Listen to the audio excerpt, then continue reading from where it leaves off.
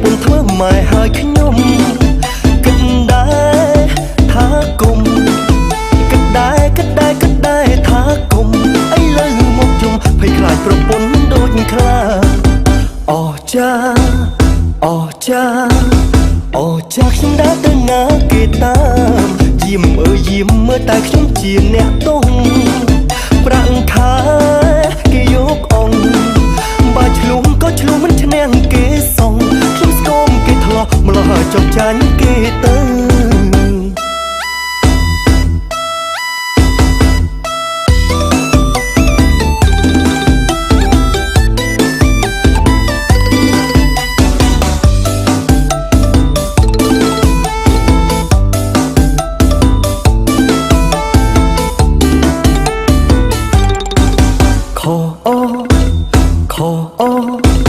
ខអបើនៅកំឡងអដែរ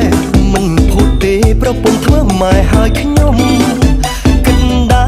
រថាគុំគិតដែរថាគុំអីលើមកជុំភ័យខ្លាចប្រពន្ធដូចខ្លាអចាខ្ញុំដើរទៅណាគេតាមយាមអើយយាមមើលតែខ្ញុំជាអ្នកទងប្រាក់ខែគេយកអង្គ